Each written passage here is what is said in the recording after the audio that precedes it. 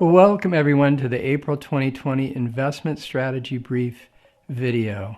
For the second month in a row, we're going to dive right into the COVID-19 situation, the pandemic, the shutdown of the economy, and sort of the plans for reopening the economy. If we look at this first slide, basically, a month or so ago, I shared this in this presentation, and it was more of an education, like what in the heck are we facing? But we've all learned through direct personal experience what it means to flatten the curve. So the spirit of what's been going on is that really the world's population, businesses, people, individuals all around the world staying home, social distancing, shutting restaurants, bars, gyms, schools, all about flattening the curve. And the spirit of that is to keep a number of outbreaks to a level where the healthcare system can handle it. And as we've seen around in different parts of the world, New York perhaps to a degree, Italy for sure, we haven't actually flattened it enough. So the healthcare system's been a little bit overwhelmed. But the other dimension here is time, spreading it out over time, in part to look for some therapeutic, some support as it relates to this illness. And so again, I think as we're recording this, depending on what area of the country you're looking at, we're kind of right at the peak based on projections. And so we're coming into a very important stage looking forward. Now, as it relates to the outbreak overall, what I found super interesting is that early in this process, we were basically tracking the number of cases, like this chart is showing here. And essentially, we're more worried about, well, how big is this getting? And what we obviously quickly realized is that a virus that is sort of this contagious is going to spread all around the world and all through communities. So it was about creating new standards of social distancing and shutting down active businesses and groups and things like travel, especially for commuting and things like that.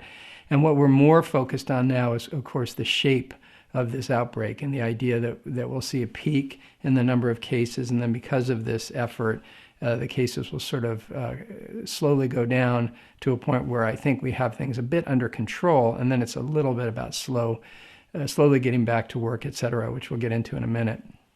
Now, the equity markets obviously reacted quite negatively to this. So here's our sort of typical snapshot for the month, looking back at 2019 and kind of the volatility that we saw last year with obviously a very positive result overall. And then here in 2020, starting reasonably positive, and then with the market rolling over quite significantly as we started to gauge really at the end of February, sort of starting with February 19th, the severe impact that the shutdown was going to have on the global economy and the U.S. economy, and markets reacted quite severely to that. Now, we think that they've come back, roughly about halfway in terms of the losses, if you will, that we experienced since the end of February. And that's in part, I think, due to some optimism around sort of the organization that we're taking to getting back to work and sort of recognition that we're going to eventually see the other side of this pandemic and the implications. Here's another chart that just relates, as we've talked about before, the idea that this has been a health issue that's led to an economic issue that in turn leads to a market issue. You can see the performance of the S&P 500, that decline, and then some recovery, and it's going to bounce around. We're going to see significant volatility here for a while. Correspondingly, the spreads on corporate debt have widened, and essentially the spirit of that is the more risk that's in the system, the more investors expect corporations to pay them in terms of borrowing money from companies. And so spreads have widened out, and correspondingly through things like monetary action from the Fed, treasury yields have declined a lot. Now, the other thing that's going on behind the scenes is this oil crash that's happened. And it's been super interesting over the last week or so in the sense that really two things occurred. One is there was really no agreement between Russia and OPEC on slowing production significantly. And then if you think about what we've done, we've shut down the economy, and essentially a significant portion of the demand for oil went away. And so all of a sudden the reserves are filling up. And in the futures market, which is basically the idea of buying a gallon of oil for future delivery, what got interesting was that pricing actually turned negative. The spirit of it meaning, I have no place to take delivery. I don't want this contract. And basically, pricing went negative. It's stabilized since then and turned positive. But, basically, as it relates to the oil industry and oil prices, we've seen a real crash.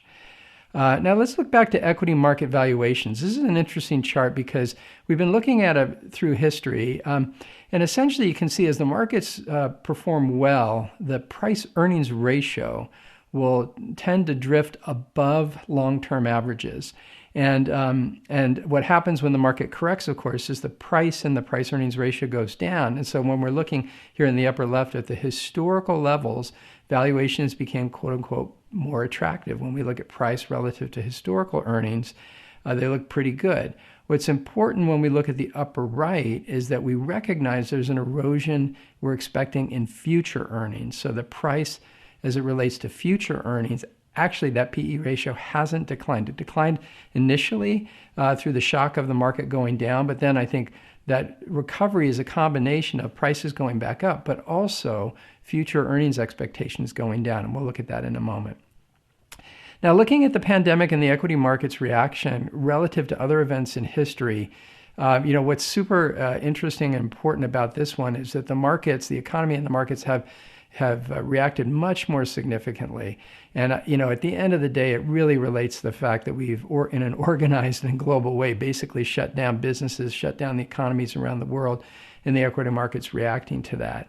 You can see the speed with which the equity market fell, the speed with which it's started to recover. And again, what's coming into focus for investors as we look forward is the idea of getting back to work.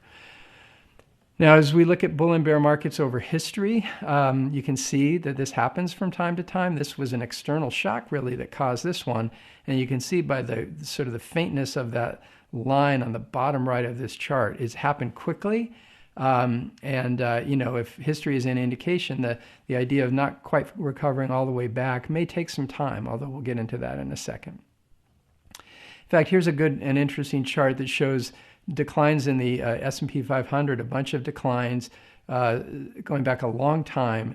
And what we essentially analyze is once the decline occurs, we look at the next 12 months. And what you see here is if a bar is green, what that means is that the market fully recovered within that 12-month period. And those that are gray, you can see we sort of annotate all these bars and how long it took to recover. But essentially over the subsequent 12 months, it's important to remember that you basically want to stay invested. And then at the bottom, you can see sort of our current experience. It hasn't been 12 months yet at all. It's just been a very short period of time. But you can see some decent recovery relative to the decline that we've recently experienced. So let's take a quick look at what we call our coronavirus dashboard. And basically, this relates to different indicators that we're watching. And let me just say, just out of the gate, we believe we're in a recession at this point. I think there's no question we're going to see a decline in GDP for the first quarter and then quite a significant decline in the second quarter. But that said, here are some measures that are starting to show that unfold. And you can see retail sales down a lot. You can see sort of estimates for 2020 GDP, both in the U.S. and globally, to be negative. And we're showing this sort of versus sort of the forecasts and data prior to the outbreak. So everything is kind of eroding. And, things like ISM, new orders manufacturing, turning quite negative 50, being sort of the neutral point. So, if we look at, in fact, things like manufacturing and sort of expectations, here are a bunch of regional indices, New York, the Empire State, Dallas, Philly. Essentially, these numbers have turned quite negative. And that's just an indication that, hey, the data is starting to show the magnitude of the shutdown, which is quite significant. Now, I found this next chart very interesting in the sense that, over time, when we're in normal expansionary conditions, we're watching a bunch of data to see whether a recession is on the horizon. So again, I'd say we're in a recession right now, a severe one at that, external shock and in some ways self-imposed. But that said, we can start to see a bunch of the data that we track starting to signal a recession. So we always like to include this just to sort of provide context on how quickly things have been eroding. Now, as we relate this all to sort of what the government's response has been, we can take a look at this chart and see sort of how things have been dealt with. So here we're looking at basically the Fiscal Act in terms of a $2.2 trillion initiative that is essentially designed to help small businesses, to pay individuals, to make up for lost earnings. Obviously $2.2 trillion is quite significant. We have another one that's, I think, hitting the House today for approval that's something on the order of 470 or 480 billion. So this is just historic levels of fiscal support. And obviously one of the things we're going to have to be aware of looking down the road is what this means for the deficit and federal debt. But I would say policymakers, government leaders, corporate leaders, everyone is sort of saying, look, this is super important. We're going to be mindful of that impact on our financials, but sort of deal with that down the road. So the spirit right now is help in any way we can. Correspondingly, and sort of maybe even prior to that, the Federal Reserve took action. They cut rates to essentially zero, number one. Number two, they've stepped in and provided liquidity. Think of it as buying different kinds of securities in segments of the markets that are showing a lack of liquidity. So I almost think of it as the sort of the reasonable sort of working of our markets. And then third, the Fed is the lender of last resort. So they've provided a number of different sort of lending facilities to help when people need to borrow money at a reasonable rate. So between the Federal Reserve, monetary policy and related sort of powers that they have, and then the broader government, the administration and Congress, essentially we're seeing fiscal support as well at historic levels like we've never seen before. So as it relates to that, that's obviously going to be quite significant. We've seen studies that show, for example, that the magnitude of sort of the payments to individuals will make up reasonably well to the lost earnings. And then as we look forward, there's going to continue to be focus from the government on how they can help. We think infrastructure will remain in focus, and it really will be at some level, at some point, the idea of kind of creating jobs and getting people back to work. So again, more to come, we think, as it relates to policy response. Now, here we take a look at sort of the impact of monetary policy globally. So the chart on the left is essentially the idea of sort of buying securities out there in the market. And obviously central banks around the world are being very supportive of that. So again, global monetary policy, sort of those around the world, ECB, et cetera, are sort of following suit and in tandem with the Fed, trying to take action to be helpful. Now, this chart we show every month, and what I'll tell you about this chart is it's way out of date from two perspectives. First, the unemployment rate is just skyrocketing. So this is probably the 4.4, I think is the last formal print, but the numbers we're seeing are somewhere between 15 and 20% unemployment rate. And jobless claims, which actually, after printing this slide just this morning, came out with, I think, another 4.4 million. I believe the number now in aggregate over multiple weeks is 26 million people who have newly applied for unemployment.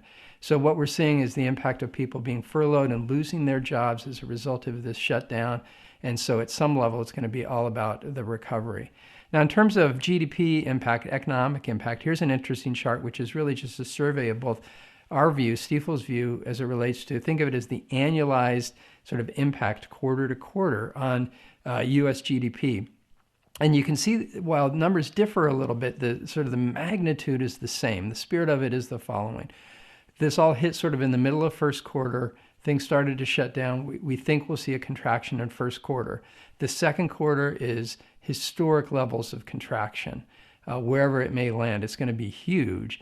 And those two things together represent a recession, so 2 quarters in a row of negative growth. Then when we look past June and into the second half, we expect to see recovery as a result of things coming back online, but also really supported by that fiscal and monetary stimulus. And then when you add it all up, you can see for the full year of 2020, we're seeing numbers range, but let's just say the average might be 4 or 5% down for GDP. And then when we look past that, while there's varied views looking into 2021, there's the potential for all that support to drive sort of higher than average growth rates. So we'll see how that unfolds. Now, I think it's important to understand when we look at this sort of the makeup of GDP and try to understand kind of where things are impacted. Really, at the end of the day, you can see things like airlines and things like restaurants, etc. All the things that we've been talking about, the things that have had to shut down, are such an important part of the economy, the consumer in general. And then as well, obviously components of earnings in terms of how they're contributing, in this case to the S&P 500, these are very important sort of components, and so much of it has had to shut down. So we're going to see, obviously a decline in GDP, but also a decline in earnings. And in fact, if we look at the next page, I would draw your attention to the right side of the chart. The spirit of this is the following. If you look at the green bars, these were the forecasted earnings for the year 2020, each quarter, sort of earnings growth relative or starting at the end of last year. So in other words, analysts woke up, they did all their work, they forecast earnings for the S&P, we aggregate it all together and have a consensus view, and the consensus view is positive. When we look where we are today, the consensus view has completely flipped to one that's negative, and the spirit of this is that we see a significant decline in the first half, and then increasingly a view that, well, we won't get back to even, recovery towards even in the second half. And obviously, when we got back to that chart about earnings and prices being related, this impact on earnings goes well to explain the decline in the stock market that we've seen. Now, a lot of people are talking about the shape of the recovery. And so this chart just shows sort of three possible shapes from sort of the worst case to the best case. So on the left, this L-shaped recovery, the spirit of that is, we have this huge hit, in this case, sort of an external force that caused it. And then the economy just kind of languishes, stays kind of flat. We don't think that's going to happen, but it's sort of a shape that people are mindful of. The second is a U shape. So falls, stays flat for a while, and then eventually recovers. And then the final is a V shape, quick move down, quick move up. We think we're sort of somewhere between the U and the V, and it depends entirely on how effective we can be getting people back to work and businesses open and et cetera. And so there's debate going on in the industry for sure between a U and a V-shaped recovery primarily. Now, one of the things we've talked about a lot in terms of this recovery is the idea of how medical research is going to play a role. So we've talked before about the fact that DNA sequencing is increasingly inexpensive and quick to do, and they've sequenced the coronavirus, et cetera. There's obviously a focus on vaccines that, even if done at historic speeds, means we're probably not talking until next year where a vaccine could be in place. And so there's increasing focus, therefore, on therapeutics, the idea of what treatments can be made available to allow patients to recover more quickly and hopefully sort of dampen the risk of passing away.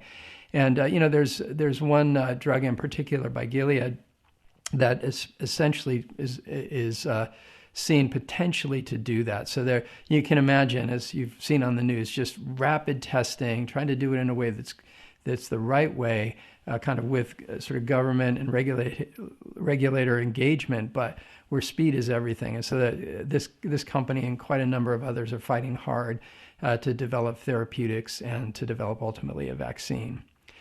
So let's turn our attention to the guidelines for opening up America again. These are guidelines that were published by the White House and the CDC, and they're fairly high level, but I think most would agree that they make a lot of sense. So the idea here is, let me just run through the guidelines and then we'll talk about how they'll be applied. So first and foremost is control. Control will go to the state or county level. And again, we'll get to that in a second. But through all phases of the recovery, according to these guidelines, we want to continue to apply good practices. So, for example, practicing good hygiene, washing our hands, not touching our face, social distancing, staying 6 feet away from one another. If someone's sick, stay home, stay away from other people. And then develop sort of methods for tracing when somebody does get sick, who else have they been in contact with, and let's get testing really built up. So there's a massive move going on in terms of developing both tests for the illness and tests for the antibodies. In any event, to get to the phases, so think of it as a gating criteria.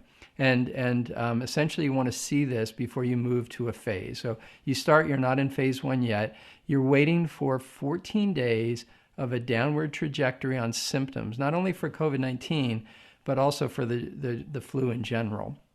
The second criteria, 14 days in a downward trajectory of cases, and specifically the percentage of people tested that end up being having the illness, you want that percentage to be declining.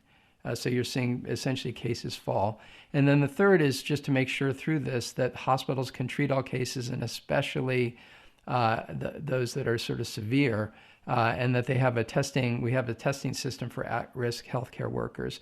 So that's the criteria. You have to have all that in place. Then you get through to sort of phase one, and you can see the different things that go on here. Well, you keep the vulnerable safe, shelter those in place.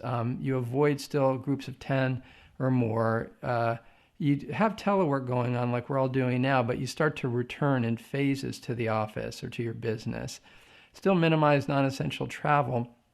But then you start to open larger venues, things like gyms, but with social distancing and cleaning and all that. But schools and bars, in the case of phase one, remain closed. So you're in phase one, then you look for that next 2-week period of decline and all those parameters that we talked about. Once you do that after 2 weeks, you get to phase two. Still protect the vulnerable. You avoid slightly larger groups. You still encourage telework, but basically people are coming back to work a bit, still social distancing within the office and all of that. You have non-essential travel come back online, which is super important for airlines and things like that. And then you have large venues, bars, gyms open, but with physical distancing and, again, good hygiene and cleaning. And at that point in phase two, schools reopen. Again, I think the spirit of it, though, is lots of social distancing and being very careful. So then you're sitting there in phase two. You're still watching for that 14-day from there sort of experience of lower symptoms, number of symptoms, lower number of cases as a percent tested, and the healthcare system remaining solid. Then you get to phase three. And this is really where things quite open up. The vulnerable can go back to work. You still want to minimize being in super large crowds and think about social distancing. But otherwise, in the workplace, no restrictions. Non-essential travel is fully allowed. And then large venues, physical distancing, get back online. And so, gyms, bars, probably sporting events, everything's back online, trying to be sort of thoughtful and logical. So I'd say the spirit of these guidelines, and I think that, again, they're fairly high level, but fairly logical. The whole idea is that local governments, either governors or sort of within counties, cities, et cetera, people are going to take these kind of guidelines into place, look at others, perhaps look at their specific situation, and develop a plan to get people back to work. And what we've been talking about for a while now is that, in particular, the month of May is going to be super important. What we want to see is different areas, regions, states ultimately get back to work and implement a plan like this so we can satisfy ourselves that we're minimizing the risk of the virus kind of resurging. All right, switching gears. One of the things that we've tracked through the year that feels like it's become less and less relevant is the presidential election. We now know that Joe Biden is essentially the presumptive candidate for the Democrats. And essentially what we're seeing, given all that's gone on, is it's really a toss-up in our view at this point between Trump keeping the White House or Biden beating him. And, I think it goes without saying it's going to depend quite a lot on sort of how things go as it relates to this pandemic between now and the election. If things go well and we see a real resurgence and lots of jobs are gained back, I think that goes to the favor of the president. If things are choppy or challenging, that goes to the favor of Joe Biden. But at this point, it really is a toss-up from our perspective. So let's turn and look at our scenarios. Again, this is something that we did with our annual outlook back before COVID-19 and coronavirus was on our mind. And so obviously what we've done is to update sort of our thinking within each of these scenarios, really to come down to the idea that it's all about the virus and how we're recovering. So let's look first at our base case. Our base case is that things go reasonably well as we look into May and we see businesses and other activities coming back online. We see, as a result of the support, we're in a recession, but we see recovery in the second half. And then we're a little more aggressive than the consensus. With earnings growth, what we see is obviously it turning negative, but recovering towards the end of the year, meaning getting back to potentially even positive earnings growth. And we'll see. And then, again, as I mentioned, that the economy really starts to reopen actively in May and into June. Our bull case view, which is a little lower probability at 15%, is things go a little bit better than we expect. Maybe there's better results or inventions as it relates to treatments. Policy really kicks in terms of all the support from the Fed and in terms of fiscal policy, and recovery goes even more quickly. So there's a chance of that, and we want to acknowledge that. And then our bear case, which is a slightly higher probability than the bull, 25% chance, is, hey, this is going to be super tough. So we start to reopen, maybe coronavirus starts to reemerge a little bit. We have to either slow our opening or reinstitute some lockdowns to a significant level, and it just takes longer to get back online. That obviously is quite significant because every week, every month we're offline, the economy is not at full capacity, and so we're sort of seeing a decline. Okay, now I want to switch to behavioral finance. Everybody that watches our work knows that we have this model called financial ID. The idea with it is to understand an individual's preferences and behavioral preferences as it relates to certain things associated with investing. And the thing I want to focus on this month is recency bias. The spirit of this is to say we have short memories. And the idea is that as we're in an environment, in this case, one that's been very negative, it's easy to sort of associate with that and forget how things work over the longer term. And so, obviously the drama and the emotion that we've all experienced as it relates to the coronavirus, COVID-19, the shutdown in the economy, the loss of jobs, all of that has been super hard. And so it's easy to sort of look at that and say, gee, this is going to continue forever. Now, our guidance obviously is that's not the case. We think as things recover, the market comes back and our system slowly but surely comes back online. And, again, pre-virus, things were very solid. The economy was strong, the market was growing. And so we think we have the prospect of getting back to that. So here's an example of the influence of recency bias. This is a study that we keep up to date. It's a 20-year look back at the daily returns of the S&P 500. And the spirit of this is to say, look, if you end up getting nervous and pulling your money out of the market when it's under pressure like it's been, usually you end up missing positive days. And so the study basically just removes the top days in the market to a level where you end up having a 20-year return of 0%, which is quite dramatic. Well, in this period, the latest update to this, it's 22 trading days. If you're out of the market for just the top 22 trading days over those 20 years, you end up having no return on your stocks. So the spirit of it is that you want to focus on the time in the market rather than timing the market. And it's sort of an old adage in investing, but I'd say finally it relates to what we call composure. Here are the 6 metrics that we develop through financial ID, but composure is all about handling the volatility. And if you have low composure, that means you're going to be inclined to pull the money out if your portfolio is going down a lot. So we end up helping clients sort of tune their risk. But at the end of the day, the spirit of it is you want to be careful not to be reacting from that recency bias and from emotion and pulling out investments out of the market right at the wrong time. So this is a relatively quick questionnaire that you can take, 36 questions. It takes about 10 minutes. And then you can sit down with your Stifel financial advisor and sort of understand the learnings as it relates to your personal behavioral preferences. Now, I want to switch gears and talk about asset allocation and some changes that we've made to our dynamic leanings as a result of this environment. So here today, what we're first showing you is essentially our framework. So we have for different risk levels, different preferences for equities and fixed income, all kinds of different guidance, different levels of liquidity basically related to investing in alternative investments or not. But then 2 timeframes. So strategic timeframe, which is very long-term, and we typically don't change those a lot. But then we have a dynamic set of views that are more short-term in nature. And you might appreciate we've been hard at work over the last 4 to 8 weeks analyzing our dynamic views, and we've made some changes. So at a high level, what I would say is the following. We recognize we're in a very stressed environment. Unlike most environments, what we have to worry about is what I would call permanent loss in what are typically liquid and traditional investments. And in the markets, they take 2 forms. Let me give you 2 examples. The first is small cap stocks. Somewhere in the thousands of companies that are small cap in nature are companies that are under a little bit of stress. And there's some chance that those companies will essentially not be able to get back and will go out of business. Similarly, within large cap, many companies in what's called the large cap value index have sort of weaker financials, maybe a higher debt to equity, or sort of lower levels of cash flow as they sort of create their earnings, or more of a dependence on different kinds of businesses that have been shut down. And so our leanings basically have changed in the following way. Number one, we're overweight large growth in the U.S., and we're overweight large cap.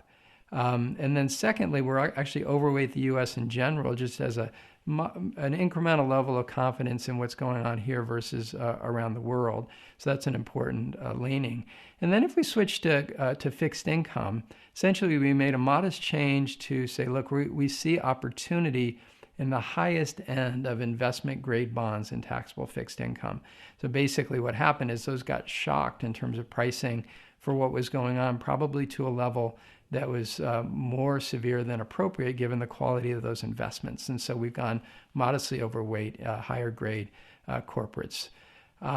So anyway, the one thing I want to end with here is where to get our guidance. So here's a page, which again, for the deck that is linked to this video, that you can go to and see actual links to the body of work that we offer. It's everything from daily commentary to a weekly series called Sightlines to this monthly video series that also goes out in the form of a podcast. We just published, for example, our quarterly market perspectives that goes in depth on our analysis of the environment and our dynamic thinking as it relates to markets, and so other things you can see on this page. So with that, I want to thank you so much for joining us this month, and we'll look forward to giving you hopefully an even more positive update next month. Thank you.